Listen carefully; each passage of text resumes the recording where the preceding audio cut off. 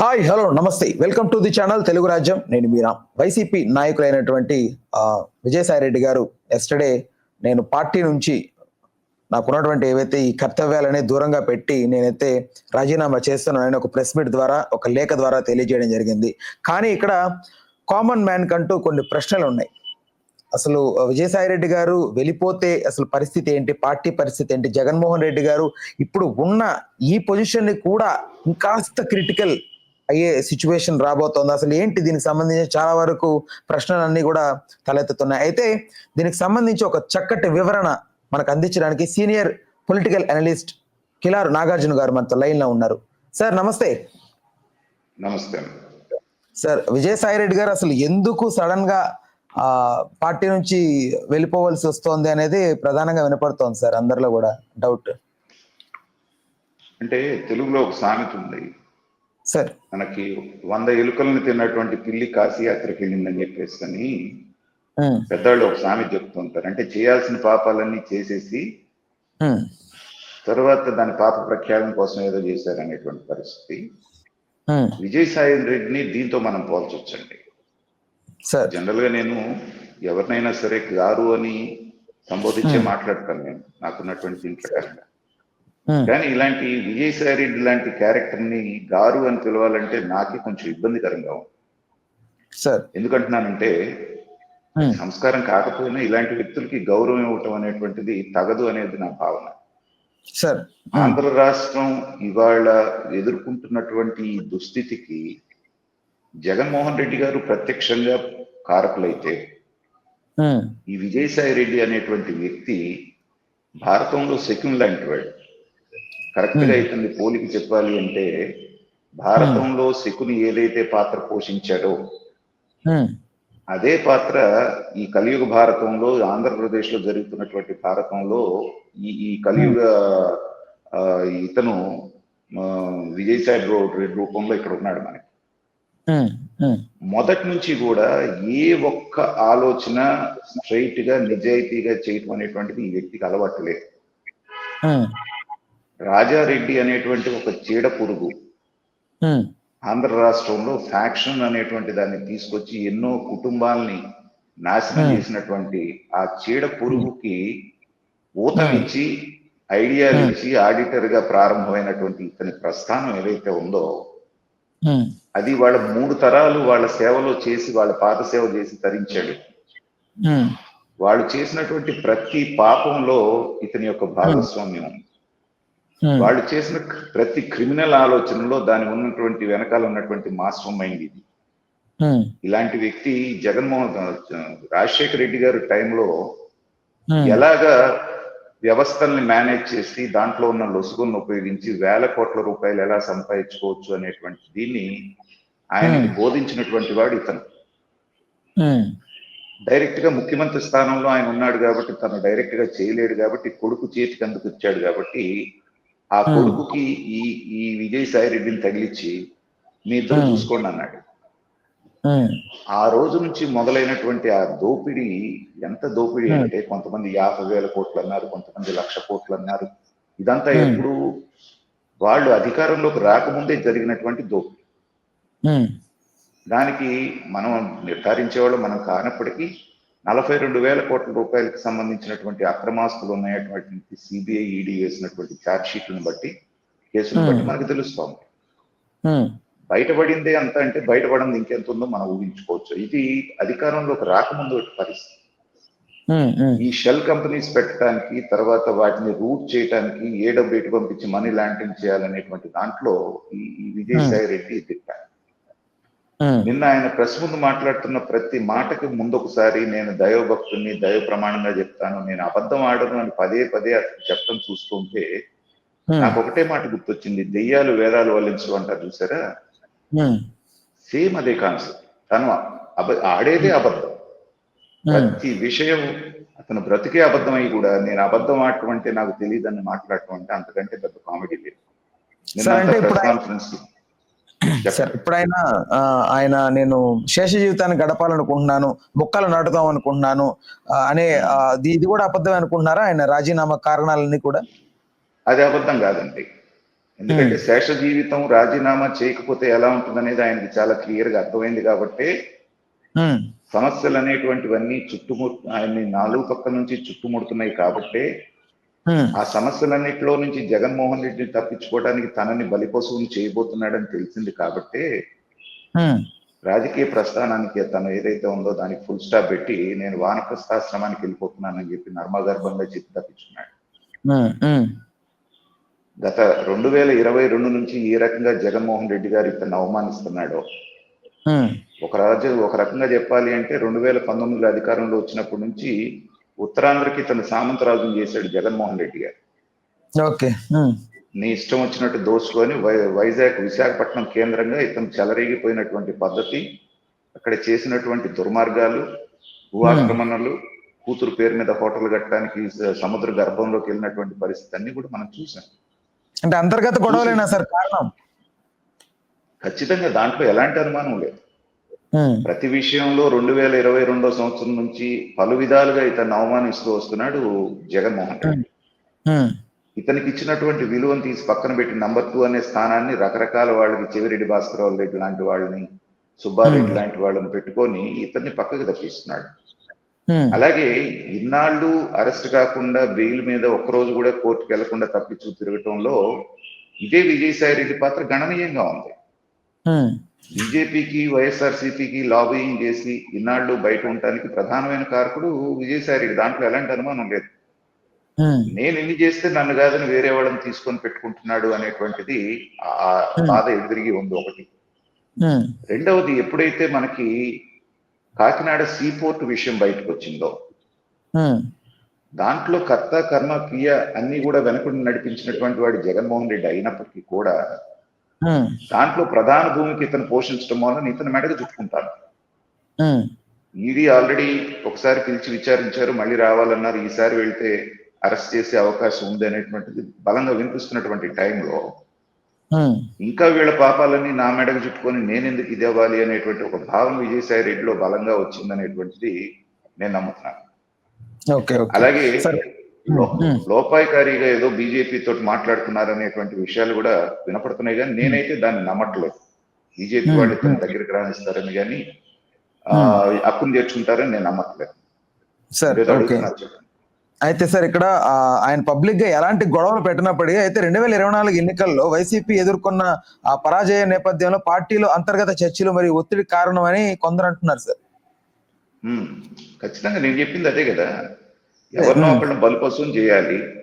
అదే రాష్ట్ర స్థాయిలోనేమో సజ్జల రామకృష్ణారెడ్డి మీదకి నెట్టేశారు. పై స్థాయిలో జరిగే వైఫల్యాన్ని, తర్వాత స్కామ్లన్నీ ఏవైతే ఉన్నాయో విజయసాయి రెడ్డి మెడకు చుట్టడానికి ప్రయత్నం చేస్తున్నారు. ఎంతైనా ఆడిటరు జిత్తులు మారాడు కాబట్టి ముందుగానే గమనించాడు నన్ను బలిపశువుం చేయబోతున్నారు అనేటువంటి ఉద్దేశంతో. సో ఇక కామ్ అయిపోతే సరిపోతుంది అనేటువంటిది అనుకున్నాడు అనేటువంటిది నేను ఎందుకు మీకు దాంట్లో కూడా చాలా తెలివిగా రాశాడు ట్వీట్ లో చూడండి. నేను కేంద్ర ప్రభుత్వంలో ముఖ్య పాత్ర పోషించడానికి నాకు అవకాశం కల్పించినటువంటి మోడీ గారు, అమిత్ షా గారికి ధన్యవాదాలు. అసలు నీ కేంద్రంలో పాత్ర కల్పించింది ఎవరు? జగన్మోహన్ రెడ్డి. చెప్తే అతనికి ధన్యవాదాలు చెప్పాలి. మోడీ, అమిత్ షా నీకేం కల్పించారు అక్కడ? తర్వాత చంద్రబాబు నాయుడు గారితో నాకు కుటుంబంతో కానీ నాకు వ్యక్తిగత వైరం ఏమీ లేదు. పవన్ కళ్యాణ్ గారు నాకు చిరకాల మిత్రుడు.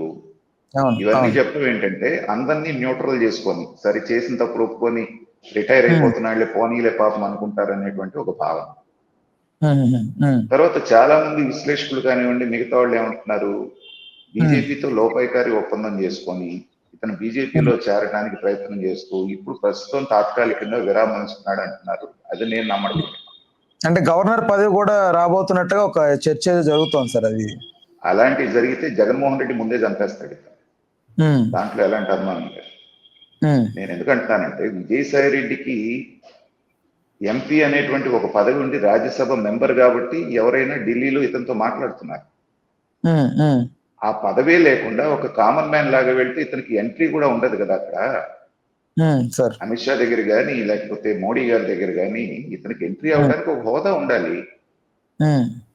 తర్వాత మిగతా వాళ్ళు కూడా ఆ పదవి ఉన్నంత వరకే, ఒక పార్టీ తరపున ఉన్నంత వరకే నీతో మాట్లాడతారు కానీ నువ్వు ఉమ్, పార్టీలో ఏ పదవి లేకుండా రాజ్యాంగబద్ధమైనటువంటి ఒక ఎంపీవి కానప్పుడు అసలు నిన్ను పట్టించుకోవాల్సిన పని వాళ్ళకేముంది? ఉమ్, ఏదన్నా జగన్మోహన్ రెడ్డి లాబింగ్ చేయించాలంటే విజయసాయి రెడ్డి నా పదవిలో ఉండగానే, ఎంపీగా ఉండగానే ఆయన బీజేపీలోకి పంపించాలి. ఉమ్, ఉమ్, అప్పుడు ఏదన్నా ఆ వాదనకి బలం చేకూరుతుంది. కానీ అసలు ఉమ్, పూర్తిగా నేను రాజకీయ సన్యాసం చేస్తున్నాను, పదవికి తర్వాత పార్టీ పదవికి దీనికి ఎంపీకి కూడా రాజీనామా చేస్తున్నానంటే ఏంటంటే ఉమ్, బలంగా తన భవిష్యత్తు ఏంటనేటువంటిది క్లియర్ గా అర్థమైంది కాబట్టి ఉమ్, జగన్మోహన్ రెడ్డి చేసిన పాపాలన్నిటికీ ఇతన్ని బలిపశువుని చేస్తాడు అనేటువంటి వాసన అతనికి తగిలింది కాబట్టి ఉమ్, మిగతా వాళ్ళ సపోర్ట్ అనేటువంటి విండోని ఒకదాన్ని ఓపెన్ చేసి పెట్టుకొని వాళ్ళందరూ కూడా నాకు మిత్రులే అనేటువంటిది ఉమ్, జగన్మోహన్ రెడ్డి గారిని ఒక రకంగా బ్లాక్ మెయిల్ చేస్తున్నట్టుగానే ఉంది నిన్న మాట్లాడింది. అంటే ఓకే. నువ్వేదన్నా నా మీద పిచ్చి వేషాలు వేస్తే నాకు వేరే ఆప్షన్స్ రెడీగా ఉన్నాయి చూసుకో అనేటువంటి ఇండికేషన్ ఒకటి ఇవ్వటం. ఉమ్, తర్వాత వివేకానంద రెడ్డి గారు చనిపోయినప్పుడు మీరు గుండెపోటని ఎందుకు చెప్పారు అంటే క్లియర్ గా ఇరికిచ్చేస్తాడు ఎవరిని, అవినాష్ రెడ్డిని. ఉమ్, నేను అవినాష్ రెడ్డికే ఫోన్ చేశాను, ఉమ్, అవినాష్ రెడ్డి చెప్పించాడు గుండెపోటని, చేతులు ఉమ్, కడిగేసుకున్నాడు ఇతను. ఉమ్, కడిగేసుకుంటూ అవినాష్ రెడ్డి తప్పుడు సమాచారం నాకు ఇచ్చాడు, అది హత్యైనా అనేటువంటిది క్లియర్ గా చెప్పాడు. ఉమ్, ఉమ్, ఉమ్, కాబట్టి అతను చెప్పాల్సినటువంటిది నర్మగర్భంగా అందరికీ అర్థమయ్యేటట్టు చెప్తూనే ఉమ్, చేయాల్సిన డ్యామేజ్ చేసేసాడు. ఇప్పుడు మెయిన్ పిల్లర్ అయినటువంటి, ఇప్పటికే చాలా మంది వైఎస్ఆర్సీపీలోకి వెళ్ళిపోతున్న బలహీన పడ్డ ఉమ్, నంబర్ 2 పొజిషన్ లో చాలా సంవత్సరాలు పార్టీ పెట్టినప్పటి నుంచి కొనసాగినటువంటి విజయసాయి రెడ్డి ఉమ్, నిష్క్రమించడం అనేటువంటిది ఖచ్చితంగా వైఎస్ఆర్సీపీకి కోలుకోలేనటువంటి దెబ్బే. ఉమ్, అతని ప్లేస్ ని రీప్లేస్ చేసేవాళ్ళు జగన్మోహన్ రెడ్డి గారు తల్లకిందులుగా తపస్సు చేసినా మళ్ళీ ఆయన జన్మలో దొరకరు. సార్. ఇన్ని ఉమ్, పాపాలు చేసేటువంటి వాళ్ళు, ఇన్ని పాపాలు చేసే ధైర్యం కానీ, ఇన్ని అబద్ధాలు ఆడేటువంటి ధైర్యం కానీ, ఇంత ఉమ్, రాజ్యాంగాన్ని అతిక్రమించేటువంటి వ్యక్తి ఇంకొకళ్ళు దొరకటం అనేటువంటిది జగన్మోహన్ రెడ్డి గారికి చాలా కష్టం. ఆ ఉమ్, విధంగా అతన్ని వదులుకోవటం అనేటువంటిది జగన్మోహన్ రెడ్డి గారికి రాజకీయంగా ఉమ్. పెద్ద దెబ్బ అనేటువంటిది నా భావన. సార్, ఒకవేళ ఆయన అప్రూవల్ గా మారి పూర్తిగా అగైనెస్ట్ అయితే ఒకవేళ ఫ్యూచర్ లో వైసీపీకి ఎలా ఉండబోతుంది సార్ ఈ వైసీపీ పరిస్థితి? అంటే నేను అలా కూడా మారతాడని నేను అనుకోవట్లేదు. ఉమ్, నిన్న మీరు ఆశాంతం అతని దీన్నైతే గమనిస్తే ఎట్లా ఉందంటే, నాకు ఒక రాజకీయ విశ్లేషకుడుగా నేను లోతుగా విశ్లేషిస్తే ఏంటంటే, ఉమ్, జగన్మోహన్ రెడ్డికి ఆయన చెప్తున్నటువంటి మాట ఏంటంటే, నువ్వు ఉమ్, నా జోలికి రానంత వరకు ఉమ్, నేను అప్రూవర్ గా మారటం కానీ నీకు వ్యతిరేకంగా నేనేమి చెయ్యను. ఉమ్, కానీ నేను మానేస్తున్నాను కాబట్టి, నేను వెళ్ళిపోతున్నాను కాబట్టి నన్ను ఏదన్నా నువ్వు చేయదలుచుకుంటే, నాకు అటు ఉమ్, బీజేపీ వాళ్ళు దగ్గరగా ఉన్నారు, ఇటు ఉమ్, తెలుగుదేశం ఆప్షన్ కానీ లేకపోతే పవన్ కళ్యాణ్ ఆప్షన్ నాకు రెడీగా ఉందని చెప్పేసి ఇండైరెక్ట్ గా ఇండికేషన్ పంపించాడు జగన్మోహన్ రెడ్డి గారు. ఒక రకంగా బ్లాక్ ఉమ్, మెయిల్ చేస్తూ తస్మాత్ జాగ్రత్త, నా సంగతి నా జోలికి వస్తే నీ పిల్లక నా చేతిలో ఉందని చెప్పడం జరిగింది. అలా ఓకే. బెదిరిస్తాడే గాని అప్రూవర్ గా మారిపోయి పూర్తిగా నిజాలన్నీ చెప్పేసేసి జగన్మోహన్ రెడ్డిని బయట పెడతాడని నేను అనుకోవట్లేదు. ఎందుకంటే జగన్మోహన్ రెడ్డి మనస్తత్వం తెలిసినటువంటి బాగా తెలిసిన అతి కొద్ది మందిలో విజయసాయి రెడ్డి గారు ఒకరు. అంటే ఏంటి తనకి సార్ అంటే ఉమ్, ఆ అంటే మనస్తత్వం ఏంటంటే, తనకి హాని జరుగుతుంది అంటే ఉమ్, వాళ్ళని నిర్మూలించడానికి కూడా ఆయన వెనక ముందు ఆడనేటువంటిది చాలా సందర్భాల్లో మనం చూసాం. ఉమ్, ఉమ్, తనకి అవసరము అనుకుంటే బాబాయిని ఎలా వాడుకున్నాడో చూసాం. ఉమ్, ఎంతో ప్రేమగా చూసుకున్నటువంటి చెల్లిని, తల్లిని కూడా అసలు ప్రాణాలు పెట్టుకొని మా అన్నని ఆవిడ, మా సన్నీ బాబు అన్న వాళ్ళని కూడా ఎంత నిర్దాక్షిణ్యంగా బయటికి తోసి విజయమ్మని గాని కోర్టుకు లాగాడో మనం చూసాం. ఉమ్, అలాగే కేసుల్లో సాక్షులుగా ఉన్న వాళ్ళు ఎంతమంది మాయమైపోయారో మనం చూసాం. ఎలాంటి అనుమానాస్పద పరిస్థితుల్లో వాళ్ళు మృతి చెందారో చూసాం. ఉమ్, ఇవన్నీ ఎవరు చేయించారో తెలిసినటువంటి వ్యక్తిగా ఉమ్, విజయసాయి రెడ్డి గారు అలాంటి నిర్ణయం తీసుకుంటారు, అప్రూవర్ గా మారే నిర్ణయం తీసుకుంటారని నేను అన్నాను. కానీ ఉమ్, బ్యాలెన్స్డ్ గా నేనైతే ఏమీ అపకారం చెయ్యను నీకు, ఉమ్. కానీ బయటికి వెళ్ళిపోయాను కాబట్టి నాకేదన్నా అపకారం చేయాలని చూస్తే మాత్రం జాగ్రత్త. సార్ ఇక్కడ ఇది ఏంటంటే అక్కడ మెయిన్ సార్ సార్ చెప్పండి చెప్పండి సార్ చెప్పండి. అదే ఆ ఇండికేషన్ నిన్న ప్రెస్ కాన్ఫరెన్స్ ద్వారా ఇచ్చాడు అనేటువంటిది నాకు అర్థమైనటువంటి విషయం.